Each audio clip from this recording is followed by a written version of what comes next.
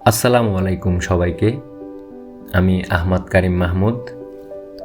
আজ আমরা জানব ভূমিকম্প কেন হয়, কিভাবে এটি ঘটে এবং আমরা কিভাবে নিরাপদ থাকতে পারি।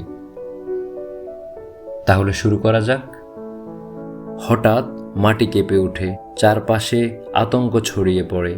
আমরা বলি ভূমিকম্প হয়েছে, কিন্তু প্রশ্ন হলো ভূমিকম্প আসলে কেন হয়। আজ আমরা সহজভাবে জানব এর পেছনের কারণ, প্রভাব এবং করণীয়। পৃথিবী দেখতে যতটা স্থির মনে হয়, আসলে এটি অনেকগুলো স্তর নিয়ে গঠিত। এর ভেতরের দিকে রয়েছে কোর, ম্যান্টল আর সবচেয়ে বাইরে ক্রাস্ট বা ভূত্বক।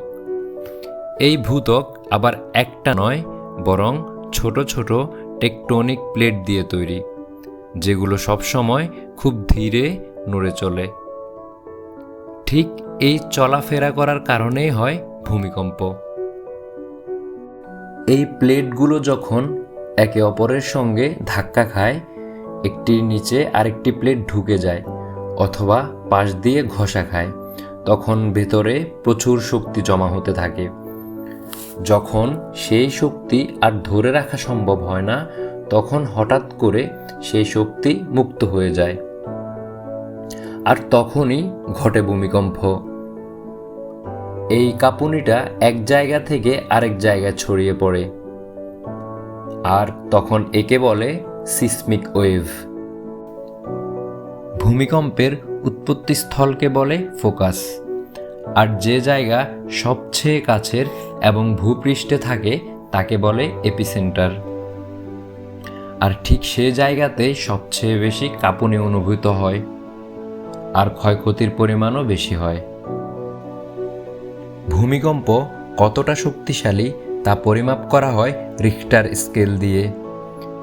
যেমন 3 মাত্রার ভূমিকম্প হয় হালকা, অনেক সময় টেরও পাওয়া যায় না। 5 মাত্রার ভূমিকম্পে কাঁচ ভেঙে যেতে পারে, গৃহদ্রব্য নড়তে পারে। অন্যদিকে 7 মাত্রার ভূমিকম্পে মারাত্মক ধ্বংস হতে পারে, বিশেষ করে দুর্বল ভবনে। বাংলাদেশে সাধারণত 5 থেকে 7 মাত্রার ভূমিকম্প অনুভূত হয়, কিন্তু আশঙ্কা রয়েছে আরও বড় ভূমিকম্প হওয়ার। ভূমিকম্পের মাত্রা যতই বেশি হোক না কেন, অনেক সময় ক্ষয়ক্ষতির পরিমাণ নির্ভর করে আমাদের প্রস্তুতি আর সচেতনতার উপর। যদি আমরা সচেতন থাকি, তবে প্রাণহানি অনেকাংশে কমানো সম্ভব। সচেতনতা মানে শুধু জানানো নয়, বুঝে কাজ করাও। যেমন ভূমিকম্পের সময় মাথা বাঁচিয়ে টেবিলের নিচে আশ্রয় নেয়া, স্কুলে বা বাসায় নিরাপদ জায়গা আগে থেকে নির্ধারণ করা এবং পরিবারের সবাইকে এ বিষয়ে জানান দেয়া। ভীত না হয়ে সঠিক পদক্ষেপ নেয়াই হলো সচেতনতা। তাই ভূমিকম্পের মাত্রা যতই বেশি হোক, যদি আমরা আগে থেকে সচেতন থাকি, জীবন বাঁচানো সম্ভব।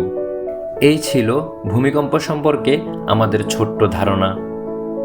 শেয়ার করো তোমার বন্ধুদের সাথে, আর মন্তব্য করে জানাও কিভাবে প্রস্তুতি নিচ্ছ।